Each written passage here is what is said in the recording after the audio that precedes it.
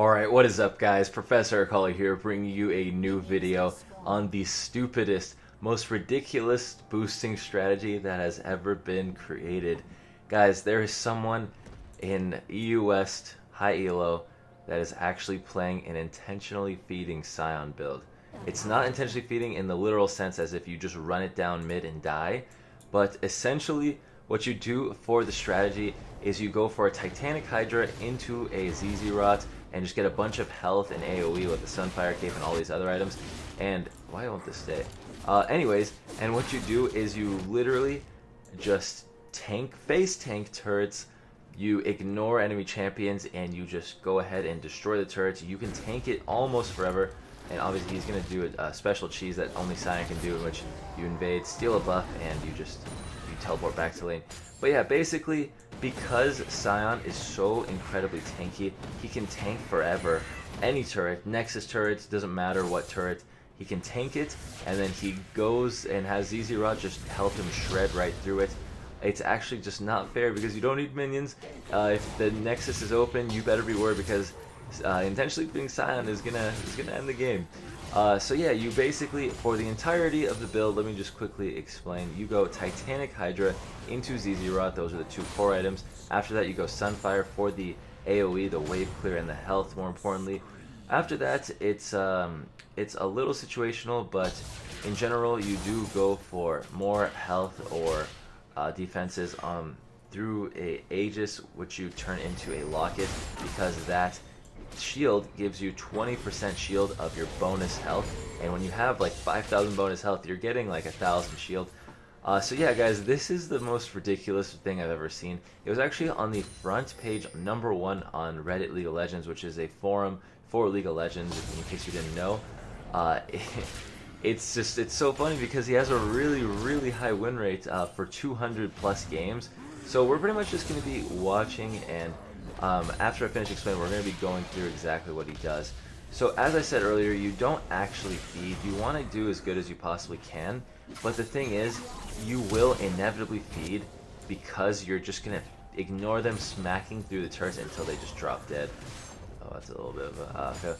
But yeah guys, this is just... oh, so dumb. I actually have played this 5 times now, and I've won almost every game. We lost one because my whole team was doing insanely bad, but every single game it just consisted of me just smashing through turrets. The runes are pretty simple as well actually. So you go Grasp of the Undying, you go for Demolish, Overgrowth, and just every rune on the left, on the very left when you're trying to build a page. You know what? I'll have it pop up on the screen. But yeah, so that's really simple. And then you go Absolute Focus and Transcendence. Just, you want to become a boss for late game, literal raid boss that takes 5 people to kill. If they only send 2 people, let's say it's like 30 minutes into the game, you split push ball lane. If they only send 2 people, they're not going to take the turret. If they send more than 2 people, then your team gets Baron or your team gets top or mid turrets. It's just a insane amount of pressure, and just it just can't be stopped. It just can't be stopped. The smartest thing an enemy can do against this form of cheese strategy / boosting strategy is to simply just try and take out the ZZ Rot and get rid of probably like half of Scion's damage as fast as possible, and then try to kill the Scion. But champions like Vayne, Kai'Sa, shredding champions, Master Yi potentially, do excel against killing obviously full intentionally feed Scion, but it still isn't enough a lot of the time unless they're very fed. Actually, it looks like Scion is going to be getting a kill here. So right now I'm actually going to skip forward. This is just a basic laning phase. He's going to try his best to win. I just wanted to explain before I really went too deep into this. Don't want to make it any longer than it needs to be. So let's just go ahead and just fast forward a little bit. And actually probably just go ahead and turn off the directed manual camera onto this guy, and then we're just going to speed it up a little bit. So yeah, as you can see, he's just going to be free farming, looking to see what he can do. Ult's a little late, and yeah, let's just go ahead and go back into this. He's simply just going to do what he can, farm and just get a gank, just like any other top laner. So yeah, he's just obviously okay. So here's the first thing you can see is that he's able to proc Demolish, which is going to be very huge for taking the turret. He has a Tiamat to help him clear out the wave, and at this point, yeah, he's just trying to farm it out and be a huge nuisance. I personally prefer to just attack the turret to death, especially since it is the first turret of the game. I honestly don't think this guy has every game mechanic down, if that makes sense, but he's still at a very respectable win rate for the amount of games he has played. I think he's at 57% win rate. Over 200 games is very good because, you know, you're doing above average with just a 51%. So that's a big win rate. So yeah, he dies, and we're just go ahead and head back. See what he does. He's gonna go straight to top lane.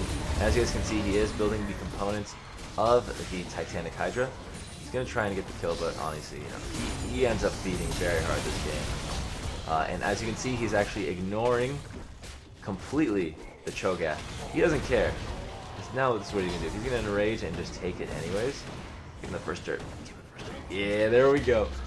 Nice. 600 bonus gold, and he's able to get a Titanic Hydra, and he has the components of a Sterax Gauge, I believe, or I don't know. He changes the build up sometimes, but normally he does go for the second item Z0. I think it's just depending on the game and the enemy team comp. But he's able to get a Titanic and a few extra items, which is just hilarious. So let's just go ahead and speed up once again, see what he does, see what our fellow mid-lane cheese god from hell is doing. And now he's just, I guess he's just trading. He's going to go ahead and start ignoring him now. And I'm curious because I looked at his OPGG and I figured out exactly what he was doing just by testing it myself, but I've never actually watched this guy play. And he's literally ulting into the enemy turret. He's ulting into another. He's just playing Proxy Scion as well. See, I'm actually learning a lot about the strategy as we go through it. I guess I just developed my own version of it. But regardless, I really don't think you can go wrong playing this, guys. Tested this in Diamond most recently, and even being 2-11 was my score. We almost won the game because I was simply able to take the inhibs non-stop, and my entire team just threw, as well as me feeding. Definitely didn't help us to, you know, win that game, but it is very legitimate, as you guys can see by this guy. Just he's gonna win this game. Just a quick spoiler, but I mean that should be obvious by now.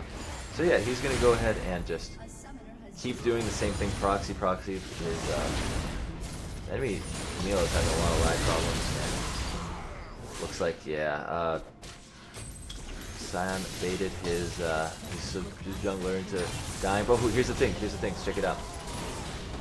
Even though he died, he's gonna take about 80% of the turret's health out.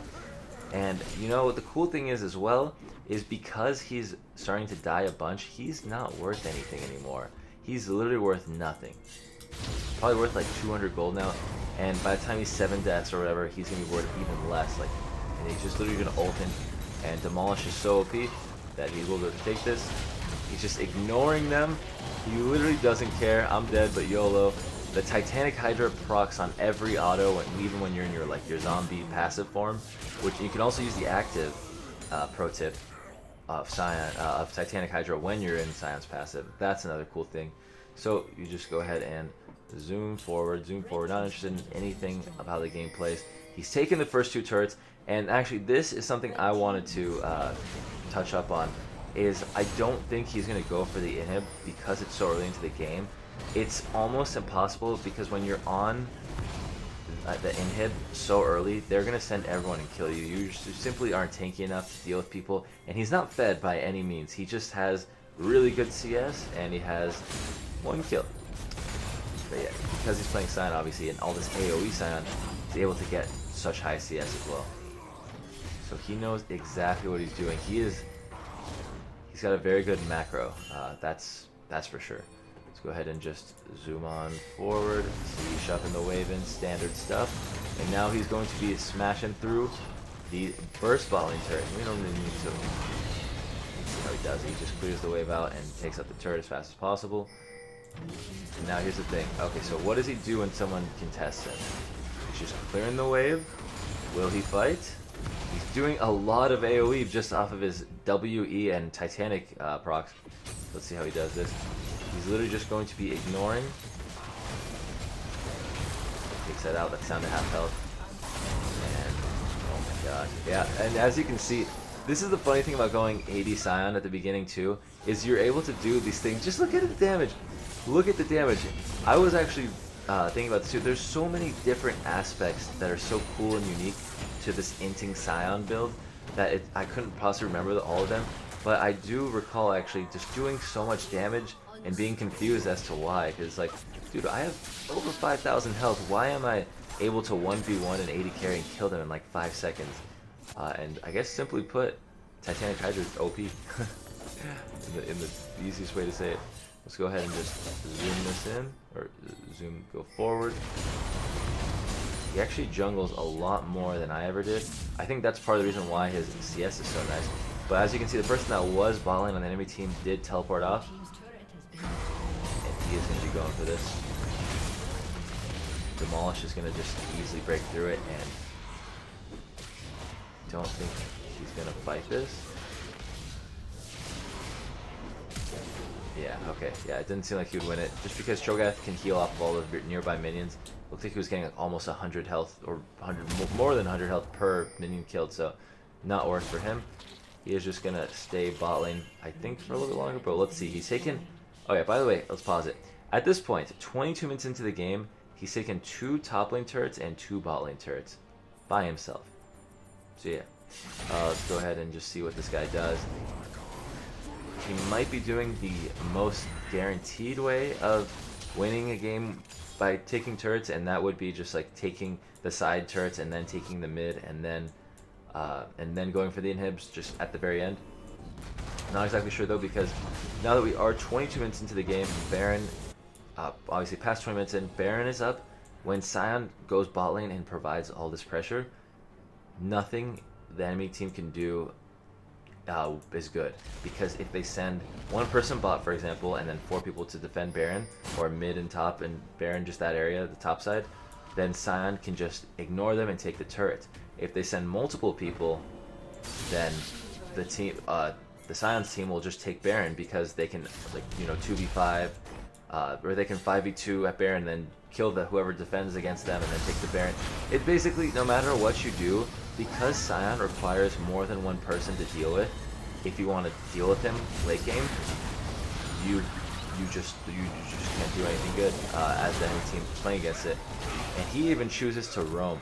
This is something I never even did. He actually just ults mid. He knows everything you could do about Scion. I guess it makes sense, because he's high elo, not a Scion one trick, but definitely a very, very much main of Scion. See how he plays this. Just go. Take his zone. He is, yeah, he's tanky, so it makes sense that you'd zone them. Yeah, they don't need anyone to tank Baron. So yeah, okay, let's go ahead and just watch him some more, see what he does. At this point, he does have the disregard, and he's building towards the Sunfire Cape. I guess he decided in this particular game to go for Sterak's second, which is interesting to me, to be honest. I feel like most games he was going to disregard, but I wanted to pick this game because he was fed pretty hard, and it was recent. See, he's still grouping. He's taken both top turrets and both bot turrets, and now, because he has Baron, I guess he's just going to group. It is pretty early into the game. This is a 35-minute game, so I guess at this point, is he going to proc the Demolish? No, he's not. But yeah, he just runs in, takes turret shots, and there you go, he procs the Demolish. He's not taking any damage, as you guys can see it. He's not taking any damage whatsoever. It's awesome. So he's going to go back, and then I believe just finish up the Sunfire Cape, or just buy nothing. Just scoot in really quick, shoves bot, and I'm kind of really hoping he goes and just split pushes bot at this point. It looks like that's exactly what he's doing. Teleport is up. So it's not even that he's playing intentionally feeding, even though that's like what everyone's calling it, intentionally feeding Scion.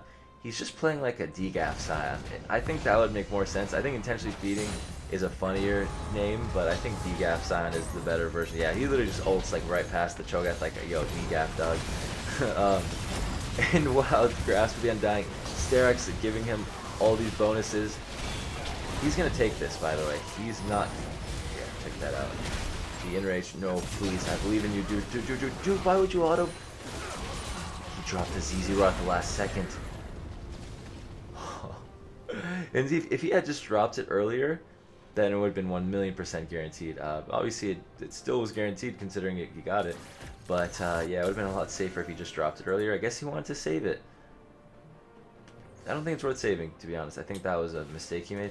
But, you know, we can't judge the INT Scion because, you know, he's the one that knows what to do. Don't really care anything about what the team's doing. Actually, we should note that they were fighting up here, and that's why Scion just decided, you know what, it's a good chance. Let's just TP in. And let's see. What do you guys think? Is he going to get it with 3 people on him? A Camille, a Trist, and a Cho'Gath.